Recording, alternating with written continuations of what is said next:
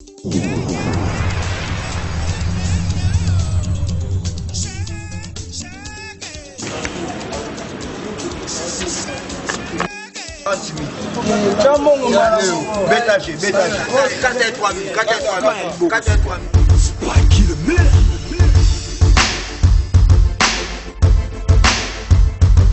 y en a qui se prennent pour des chégués, comme si c'était un effet de mode. Mais au Congo, on sait qu'il y a de vrais chégués qui galèrent et qui souffrent.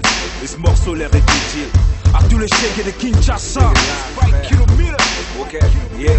Je m'appelle Junior, mais dans la rue, on m'appelle Zapata. C'est moi qui fais la loi, gros, je viens de Makala. Je me rappelle encore, quand je vivais chez moi, j'avais une vie normale. Et comme tout gosse, je partais à l'école.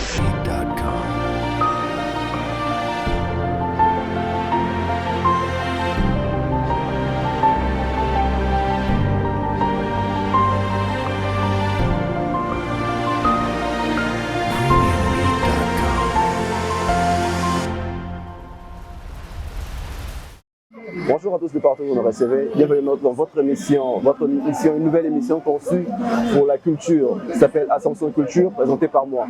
Je suis Onil Sanji. Aujourd'hui, je reçois une légende de la musique hip-hop, rap et beaucoup de trucs. Une légende, un ancien qui continue à percer dans sa musique, qui continue à évoluer et vous allez découvrir qui c'est tout de suite. Donc, il s'agit donc de l'artiste Micmac que vous connaissez bien. L'artiste Micmac, il est là avec nous, il est avec nous sur ce plateau. Et je peux bien vous le montrer. Bonjour Micmac. Bonjour Onil. Comment vous allez? Ouais, ça va très bien. Ça fait longtemps, on s'est vu personnellement. Ouais, on est là frère, ça fait très longtemps. Mais c'était aussi pour une raison, parce que je n'étais plus à Kinshasa. Il y avait un déplacement. Ouais, j'étais en déplacement et puis voilà. Avoir le terme, ça montre vraiment que tu étais quelque part, c'était dans un pays froid. Ouais, mais j'étais en Pologne en fait. Ça s'est pas bien passé et puis je suis revenu, donc voilà. C'était pour un combat?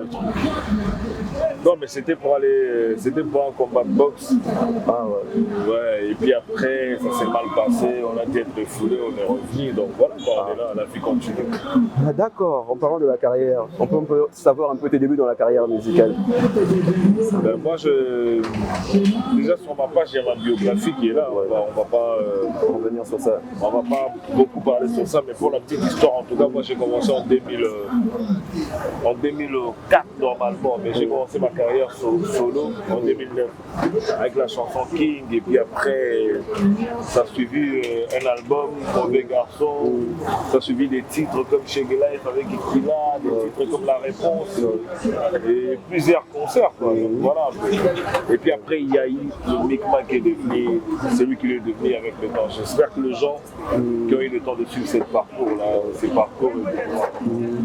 qu'est-ce qui s'est passé réellement. Donc, tu peux te dire aujourd'hui que la musique te nourrit aussi? Moi, la musique m'a toujours nourri, d'une manière ou d'une autre en tout cas, parce que grâce à la musique, moi j'ai toujours rêvé d'avoir dans ma vie. La musique m'a donné des opportunités que je n'avais pas. Par exemple, grâce à la musique, j'étais dans des endroits où les autres étaient freinés, mais moi je ne peux pas freiner. Donc j'avais la priorité d'être dans des endroits où d'autres personnes ne pouvaient pas être. Déjà grâce à la musique. J'ai voyagé pour la première fois dans ma vie grâce à la musique. J'ai eu des sommes que je n'imaginais pas toucher grâce à la musique. Voilà, c'est-à-dire que la musique m'a toujours nourri. Mais le problème c'est juste qu'aujourd'hui et hier, c'était pas la même chose en fait. En fait, aujourd'hui, un artiste rappeur gagne plus d'argent sur sa musique que nous à l'époque. Tu vois. Et c'est-à-dire qu'on a fait un grand travail. Moi, je suis content quoi. L'objectif c'était que le rap soit imposé, que le rap puisse aider les artistes à vivre de leur métier. Et aujourd'hui, moi, je pense que c'est chose faite. Donc, je suis content. Ok, mesdames et messieurs, c'est Micmac. Donc, comprenez, c'est quelqu'un qui a fait beaucoup. Vous allez voir avec le clip qui va suivre après, vous allez découvrir de quoi il est capable. Pour ceux qui ne savent pas encore, c'est quelqu'un de fort. Vous allez découvrir de quoi il est capable.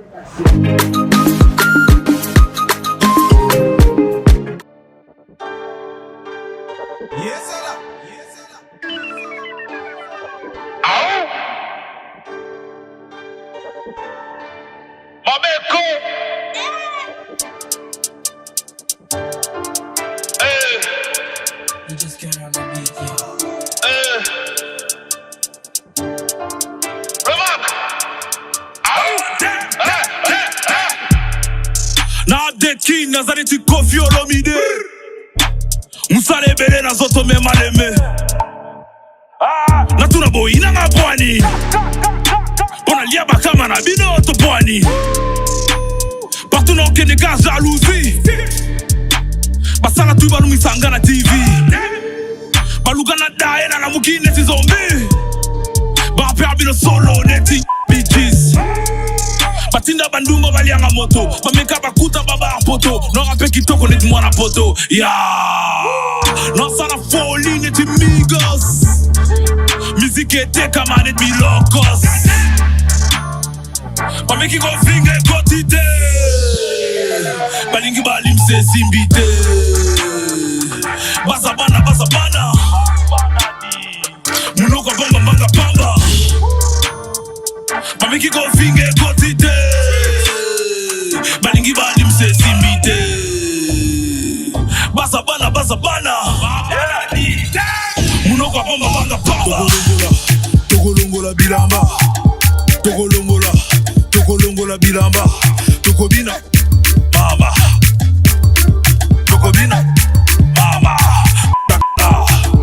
tokolongola bilamba tokolongola bilamba tokobina mama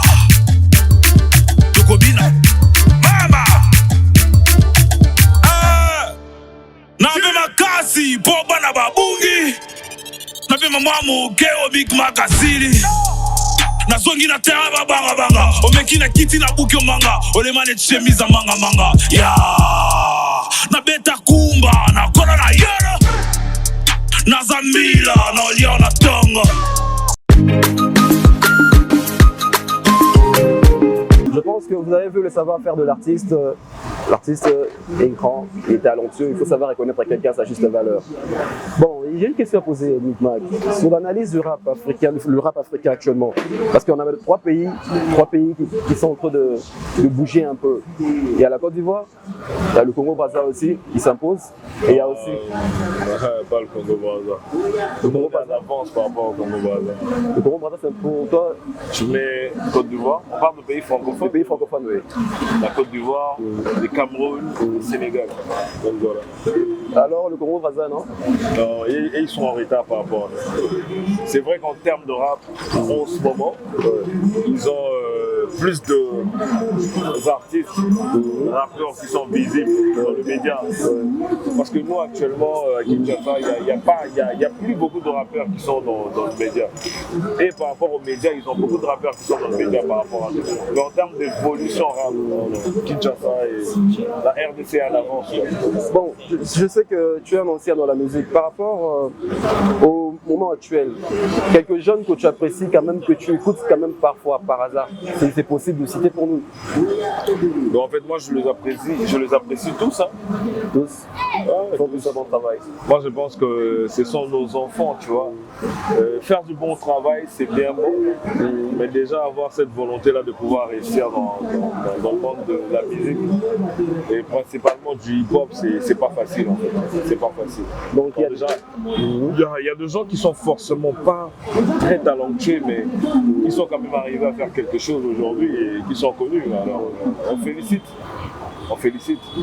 Donc je n'ai pas besoin de citer de noms, mais en tout cas, et tous là qui font du rap et qui sont encore là aujourd'hui. En tout cas, je suis fier d'eux. On a tracé le chemin et voilà, ils sont là. D'accord, je vois. Et il y a une seule chose que je peux reprocher à certains, c'est la manque de reconnaissance de ces gens qui ont été là avant eux. Parce qu'il y a certains qui se disent que peut-être qu'ils sont arrivés là par eux-mêmes, tout en oubliant qu'avant qu'ils arrivent, il y avait des gens qui ont battu un travail des titans pour qu'aujourd'hui le porte s'ouvre. Voilà, ils doivent juste avoir cette reconnaissance-là, de savoir qu'il y avait des gens avant eux qui se sont battus et puis de connaître l'histoire du hip-hop qui va, parce que c'est très important. D'accord. c'est important pour de jeunes rappeurs de connaître des gens comme Christo, comme King Christo. C'est important pour eux de connaître des gens comme les Stone Jojo, les Dr. Cash, les Rocky B. C'est important pour eux de connaître des gens comme des Stars Ins, des DSM, tu vois, tous ces gens. D'ailleurs, en passant, je salue DSM, je salue de tous ces anciens qui ont été dans le mouvement. C'est très important de connaître tous ces gens-là parce que ce monde-là, les Marshall Dixon, les Pacha Bay, donc tous ces gens-là, c'est eux ensemble qui ont fait en sorte que le pop s'ouvre aujourd'hui. C'est très important d'avoir une reconnaissance par rapport à eux. Mais c'est pour... Bon, il y a un moment, on a appris qu'il y avait un clash entre toi et un jeune frère rappeur. Il y avait un clash, c'était même parti sur la musique, c'était parti un peu en couille là. Non, ça, moi je pourrais jamais partir en clash avec un jeune rappeur. Parce que je vois pas qu'est-ce que ça va m'apporter. C'était juste ce qu'on appelle un rappel en fait. Tu vois, on est moi, mon gars, moi, mon gars, fait donc, moi, il y a métier gogo, c'est mon musique. Donc c'était un peu ça quoi. Tu t'adaptes et on te rappelle d'où tu viens. Donc c'était juste ça, c'est pas un clash. Parce que quand tu écoutes déjà l'intro de la chanson, tu écouteras que je dis, petit ranayo, guerre et cause à la jamais. Donc voilà. Comme je l'ai dit, je répète encore une fois de plus, ce sont nos enfants.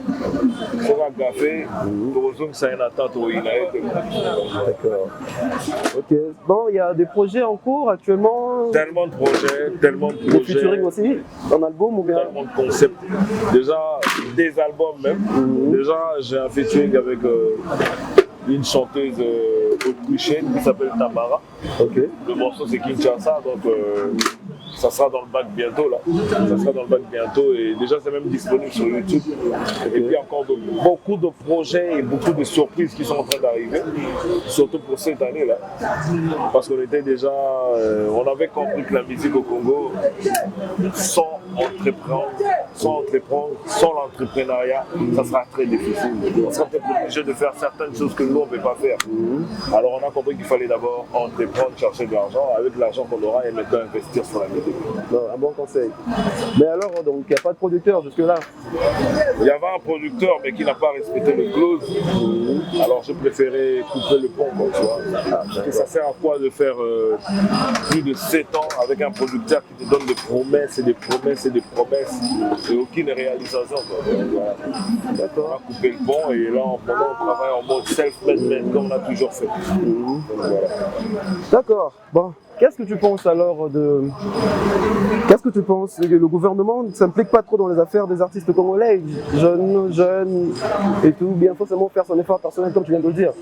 En fait, c'est que sur nous les Congolais, nous sommes comme des enfants de la rue. Tu vois, nous sommes comme des enfants de la rue.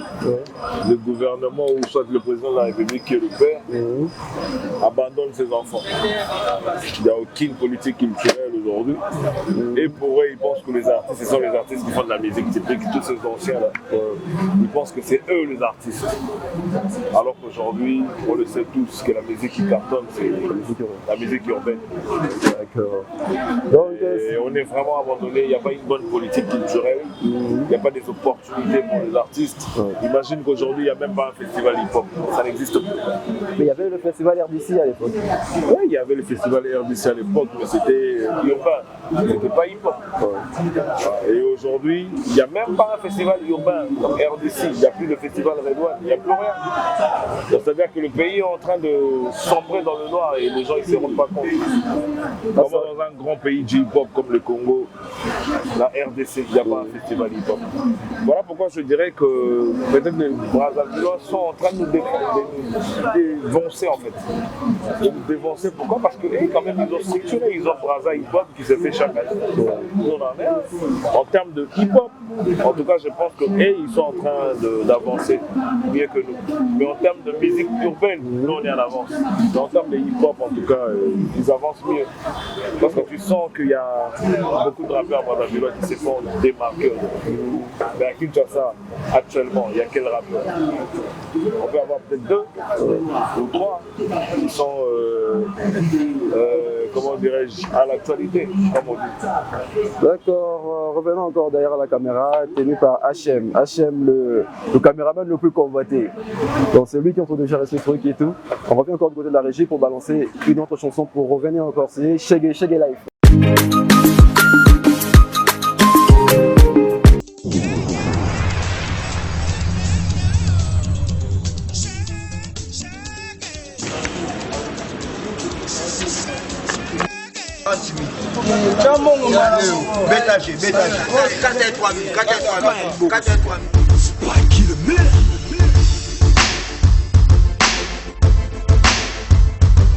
Y'en a qui se prennent pour des chégués, comme si c'était un effet de mode. Mais au Congo, on sait qu'il y a de vrais chégués qui galèrent et qui souffrent. Et ce morceau leur est dédié à tous les chégués de Kinshasa. Ok, yeah. Je m'appelle Junior, mais dans la rue, on m'appelle Zapata. C'est moi qui fais la loi, gros, je viens de Makala. Je me rappelle encore, quand je vivais chez moi, j'avais une vie normale. Et comme tout gosse, je partais à l'école. Depuis que ma mère est morte, la souffrance m'inquiète, sa famille me rejette. Et ma marade me déteste. Me mettre à la rue, je me suis réfugié dans la rue comme tout chégué. Mon frère, je suis dans l'illicite, obligé de voler pour survivre. Je prends l'alcool et la drogue, tous les jours je suis ivre. Chégué là, yeah. Shake your life, shake your la la la life. C'est la vie qu'on a menée. Shake your life, shake your la la la life. Entre les diables et le bon Dieu. Shake your life, shake your la la la la. Obligé de voler pour se nourrir. Je suis une chéguée, obligé de voler pour se nourrir. Je suis une chéguée, obligé de raqueter pour survivre. Je suis une chéguée, entre le diable et le bon Dieu je vis chéguée. Y'a vraiment un monde qui nous sépare. Tokole mbate, tokole mbate. Poto sala bien et tika lo wenge. Tokole mbate, tika lo wenge. Shake your life, shake your la la la life. C'est la vie qu'on a menée. Shake your life, shake your la la la life. Entre les diables et le bon Dieu. Shake your life, shake your la la la la. Obligé de voler pour se nourrir. Je m'appelle Toussaint, mais dans la rue on m'appelle Petit Toussaint. J'ai pas choisi la rue mais je crois que c'est mon destin. J'étais pépère chez moi avec mes parents, mais puis ils sont morts, c'était la fin du monde pour moi. Obligé de vivre chez mon oncle, j'ai souffert. Je qu'il la merde comme vie, comparable à l'enfer. Après quelques temps sa femme lui dit que je suis un sorcier. J'ai dois quitter l'air sonné comme l'a dit un homme de Dieu. D'accord, vous avez vu le savoir-faire de l'artiste Micmac. C'était une ancienne chanson, mais c'était fait en quelle année? 2000 Shake Your Life, c'est 2012, hein. 2012, ouais. Très longtemps. Bon, t'as quelques personnes, hein, c'est qui te faire saluer, quelques personnes, des gens que tu portes à cœur. Déjà, moi je salue toute ma famille, mes enfants, mon équipe et tous ces gens qui accompagnent ce grand projet qu'on est en train de faire. D'accord. 2023, normalement, c'était l'année où on devrait revenir en force avec l'album qui devrait sortir. Mais puis après, il y a eu quelques contraintes. Donc 2024, en tout cas, je vous promets, on va ramener du lourd. Il y aura beaucoup de surprises. Et surtout, merci à toi et à ton équipe pour vous avoir déplacé depuis très très loin pour arriver jusqu'ici à Marombo. Vraiment, cette émission. En tout cas, je te remercie aussi. Merci beaucoup à toi, Micmac. On est ensemble, c'est la famille. Merci, ravi. Voilà. Donc, on vous demande de vous abonner massivement sur notre chaîne. La chaîne sera marquée sous la barre. Et vous allez nous contacter sur le numéro pour ceux qui ont encore besoin de tourner l'émission. De mon côté, je m'en vais saluer ma mère, qui s'appelle Chantal Kalonji, qui fête son anniversaire bientôt, le 24. Le 24 avril, ça sera son anniversaire. Donc, je ne vais pas oublier de saluer cette grande dame qui nous soutient. Mon équipe HM qui est là. Merci Choco, Patrick Ichepele.